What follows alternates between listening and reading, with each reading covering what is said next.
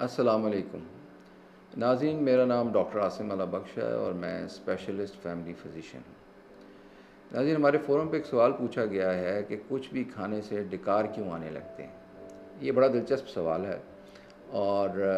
ہمیں بالعموم اس صورتحال کا سامنا رہتا ہے کہ اگر ہم خود بھی اس کا شکار نہ بھی ہوں تو کسی دوسرے کو دیکھے ہمیں یہ اندازہ ہوتا ہے اور بڑی ایک عجیب سی کیفیت اس وقت بن جاتی ہے سوشل لحاظ سے بھی۔ تو ناظرین، ہوتا یہ ہے کہ بالعموم جو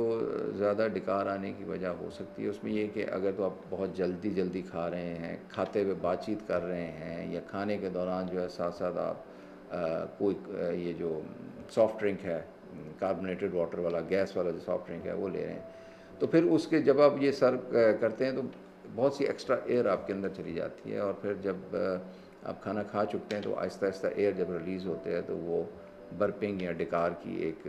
کیفیت جو ہے اس سے بنتی ہے۔ تو اس کا حل تو یہ ہے کہ ایک تو آپ کھانا خاموشی سے کھائیں،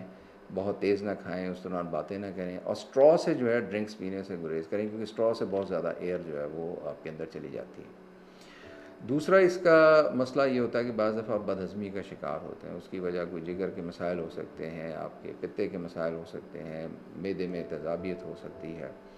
اور اس صورت میں یہ ہوتا ہے کہ ہمارے ہاں جو معدے میں یا منہ میں جو بیکٹیریا ہیں وہ ہائیڈروجن سلفائڈ گیس بناتے ہیں جو کچھ بھی ہم کھاتے ہیں، کیونکہ جو ہم کھاتے ہیں وہ زیادہ دیر پیٹ میں رہتا ہے، اور اس کی وجہ سے اس کو گلنے سڑنے کا موقع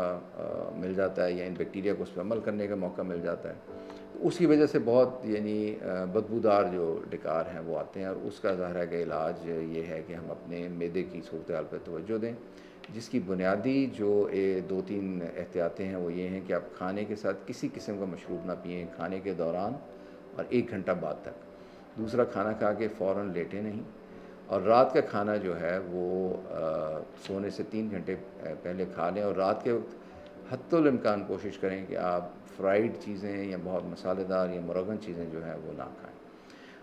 روزانہ پیدل سیر کو اپنا معمول رکھیں۔ اگر آپ یہ سب کام کریں گے تو جو معدے کی مسائل کی وجہ سے آپ کو اگر ڈکار کی شکایت ہے تو وہ انشاءاللہ دور ہو جائے گی۔